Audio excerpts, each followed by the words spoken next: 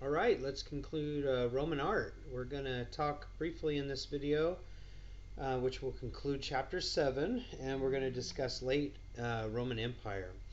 And your dates for that are going to be 192 to 337 CE, Common Era. All right, some call it AD. We're calling it CE whenever it comes to art history. And I'm going to read you off some very pertinent information that's going to happen here that's going to be a huge religious and spiritual shift during this time under Constantine, which is going to be the purview or the perspective view of polytheistic worship, which is believing in multiple gods, names such as Jupiter and Mercury, um, and we're going to be seeing a shift from that polytheistic view to a monotheistic view under Constantine. So, the change between the high Roman Empire to the late Roman Empire, and remember these time periods go from early to high to late. All right, so late typically follows high. So just think of a mountain. As you're ascending, that's going to be the early, and as you hit the apex or the summit, that's the high, and the late is going to be the kind of descending element of the empire. So that's what we're looking at right now. And during this time, Rome is starting to erode. The Roman power is starting to erode around the whole area of the empire in which it ran and it governed. And let's see, our dates, of course, are going to be from the Republic. The development of the Roman Empire is going to be from around 750 BC to around 340 CE. So that's an expanded time of a little over 1,000 years, which is nearly 1,000 years, which is quite substantial in regards to an empire developing and sticking around for a while. The Greeks had their geometric period from around 900 BCE all the way to the Hellenistic period, which lasted till about 27. So not quite 1,000, and the Romans were going to go a little bit longer than that. So during this time, at around 192 CE, Rome is going to start to erode down. All right. So the Roman Emperor is going to really start to break down. The whole idea and concept of Rome being the center of activity and the central area of governance is going to change as well. And like I said, this polytheistic classical Greek Roman idea of a multitude of gods to worship with different representative factions of governance within the universe, like for example Zeus or Jupiter, were the caretakers of the thunder and of the rain and of the heavens, kind of like the king of the heavens. And then all the different subsequent gods that follow that main hierarchy. That's all going to go away, and it's going to give way to Christianity. All right. So what's going to happen in the late Roman art time, or the late Roman empire time, is going to be a transition into Judeo Christianity, into the viewpoint of not just a singular monotheistic God, but that of Christ in particular being a key factor to that shift into Christianity. During this time, there's not going to be much architecture or art advancements because of civil unrest. So when the Roman Empire is finding itself in this civil unrest, all these civil battles that are going on internally, there's not going to be much time for art. So when there's a lot of war and there's a lot of factions developing and deterioration of governance, the idea of art is often a byproduct. It's not so much in the forefront, even though those are times when the best art is made. I do want you to know that. And what's going to come out of all this civil unrest and all these civil battles is Constantine. And Constantine is going to sack Rome, and he's going to essentially take over Italy. and he's going to gain victory, and he's going to promote again this idea of a monotheistic or a Christian God in particular. So all of the architecture and all of the sculpture is going to start, that is going to come out of Constantine's rule, is going to reflect more of this kind of focus to the heavens, focus to this, not me, but focus on God. Don't look at me as your godly earthly king. I am here to help govern, but my position is a representative of God. So, kind of delegating, if you will, the importance and purpose of the empire and the emperorship in which he was having. And you'll see, for example, a couple pieces that relate to that. Okay, and he's also to the east, in the far east of the Roman Empire, is he's going to stop the persecution of Christians. When before there was a high level of persecution towards Christians, and now that's going to come to an end under what's called the Edict of Milan. Edict of Milan, Edict of Milan. And he's going to work with the co-emperor Licinius to the east, like towards present-day Hungary, towards present-day Turkey, Constantinople, which used to be Istanbul. Okay, and there's a reason why it's now called Constantinople, not Istanbul.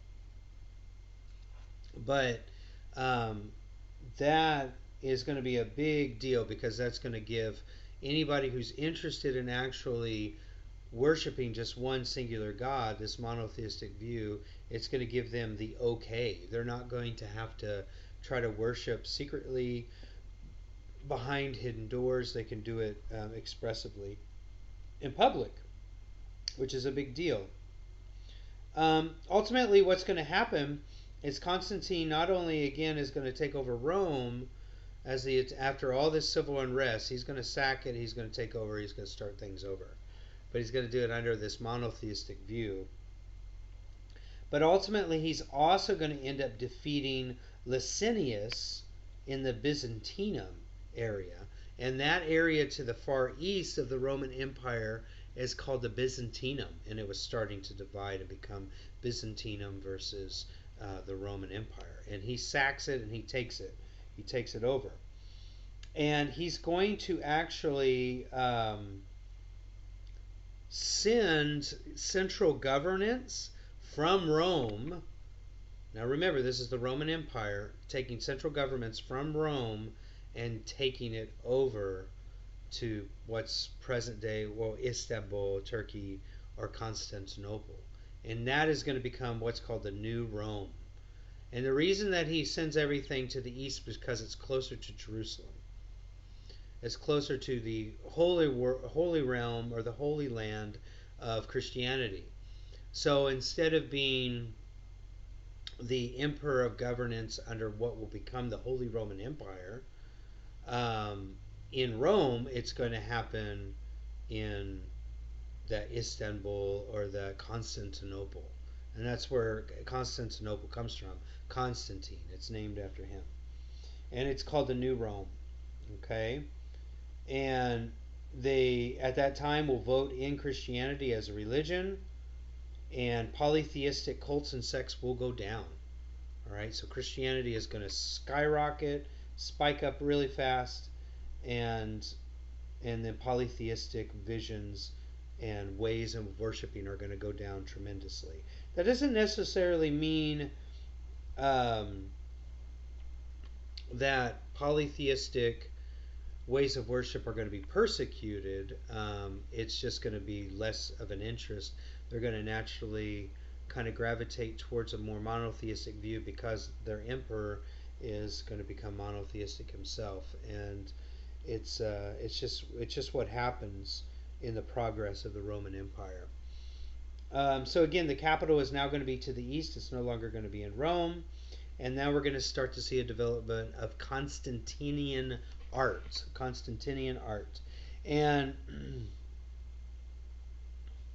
this Constantinian art is going to continue throughout, really until the Middle Ages, just before the Renaissance.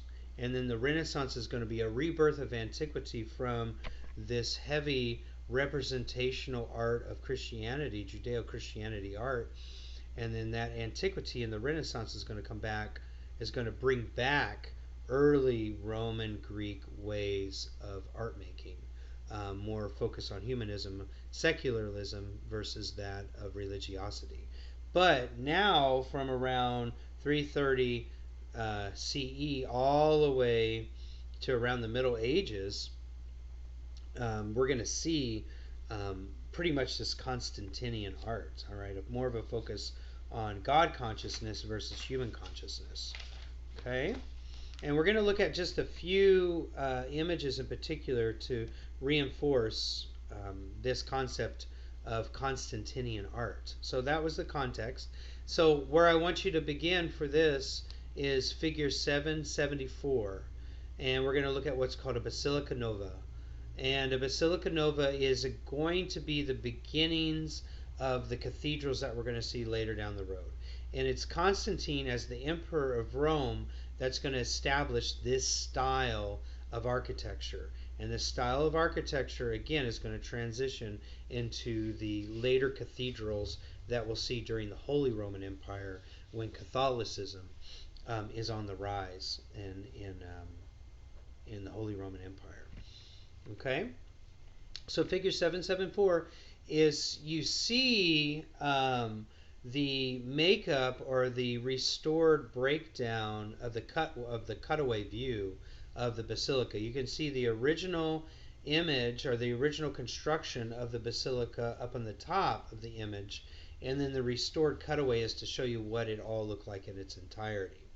Now, of course, a lot of these places are no longer fully intact because of war and such, and just natural deterioration in the facility, in the structure. But what I want you to do is I want you to zoom in and take a look at what you see. And what you're going to notice, especially in the restored cutaway view, is you're going to see that diagram of the groined barrel vault system developing into that venerated system. Okay, so that's when you have multiple high barrel vaults that are interlocking up high in the ceiling area. Okay, it's that venerated groin vault system. Right, that groin barrel vault system. And then you're going to have side little barrel vaults that are going to be little alcoves adjacent to the main tunnel that's running through the center of this basilica. And that's what's really going to make it what's called a basilica. And that basilica design is that it has an entryway and what's called an apse, or an entryway, sorry. And in that entryway, you're going to enter into what's called a nave. And that entryway, and you enter into that nave, N-A-V-E, is that center channel that takes you all the way up to the altar, or what's called the apse, A-P-S-E. And the apse is going to be the place or the pulpit of sermon in the future. But in this case, on figure 774, it is a seated figure, a seated sculpture of Constantine. Okay, and at first you're probably like, oh, here's another presumptuous and self-centered emperor having a sculpture of himself. But I'm going to go into that here in just a second. But that nave is going to be like a navel. So think of navel like an umbilical cord. And that nave is supposed to be that place where you move towards God. You move towards the place of worship where you're going to hear about God, you're going to see about God, and then there's going to be a discussion about Him. And that nave is this like umbilical navel cord that connects you to the sermon. So like an umbilical cord, like a mother to a child. Okay? Then we're going to talk about later the side alcoves that are ultimately going to have another name called transits, and those transits are going to be places where reliquary and really important paraphernalia that's associated with saintly people is going to be sheltered and held for future pilgrimages during the height of Christianity in the Holy Roman Empire and other parts like antiquity as well as the Byzantium period, which will what will follow chapter 7. But here, when you enter into this nave, and this nave is this channel based off of this venerated groin barrel vault system. That's the architectural terminology you need to know. That leads you to the apse, A-P-S-E, and in the apse is a sculpture of Constantine. All right. And on figure 775 is an exterior view of what I'm talking about. Right? It's not of the same structure, but this is a similar type of basilica that was being developed during Constantine. This is more elaborate. It has the groin vault system up high, but this is a more basic, rudimentary kind of basilica-like structure.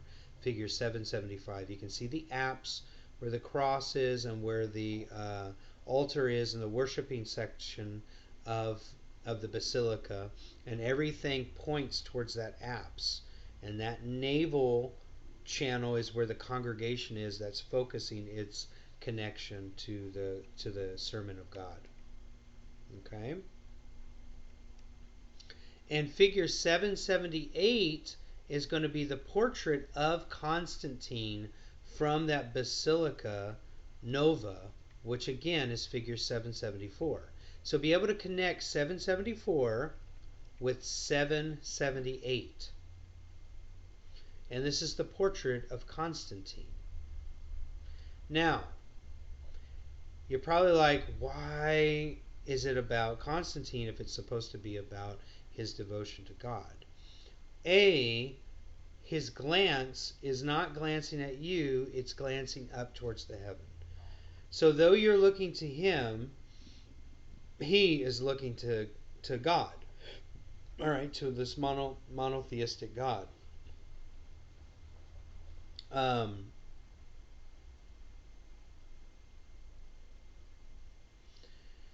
And I'm going to talk about a few more things about this here in just a second. But his view and his eyes looking up is supposed to show you that he is worshiping God at all times. And another thing, if you go back to figure 774, you can see that there's a hand in the seated sculpture of Constantine. He's also pointing up towards heaven as well.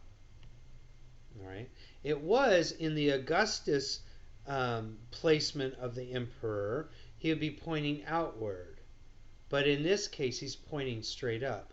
So I do want you to know that, and that's what I was going to mention here in my notes, is that this portrait of Constantine, this sculpture of Constantine, does take on the Augustus style that we saw all the way back in the early Roman art, the Roman Empire section. All right. We also saw it with Marcus Aurelius. Okay. So we saw it with Octavius as Augustus, and we saw it with Marcus Aurelius on the horse as an equestrian, and now we're seeing it again with the portrait of Constantine. Be able to compare those three at some point. Okay. But in this case, it's less about him pointing outward and showing this level of marching forward as a divine God. It's him directly pointing straight up to heaven, and he's also looking straight up to heaven to show you his direct connection with a monotheistic God, a Christian God. But they still have to try, and again, this is propaganda. They still have to try to get people on board with the idea of monotheism versus polytheism. So they still incorporate these old Roman emperor techniques called the Augustus technique to make the emperor look larger than earthly life. Okay, like they are this divine being. And that's why this head itself is 8 feet tall, almost 9 feet tall. It's 8.5 feet tall. That's just the head. So the overall sculpture itself was huge, sitting in that Basilica Nova. Okay, but its presence needed to have this Augustus style, this Augustus presence, so that people would easily accept the fact that we're moving from this polytheistic to this monotheistic view that ushers in the Holy Roman Empire and many other things that will come all the way up to the Middle Ages. Okay, so I'm going to leave you at that because this is essentially where the Roman Empire comes to an end. And after the presence of Constantine, we're going to see a shift into what's called antiquity, which is going to be a movement into the conversion of Judeo-Christianity. And the artwork is going to start reflecting biblical parables and in scripture, and that's going to become the new form of art. And it's going to take a very what flat in quotations or what's called representational approach, which is less about dimension, less about detail, and more about spirituality and more about divinity and connection to this monotheistic God versus the old polytheistic ways of viewing, and that's all coming to an end. Okay? All right, I'll get this posted and I'll get your information up for your midterm quiz that you're going to need to take by the end of the week. Okay, take care. And also the discussion assignments. I'll have that posted soon too.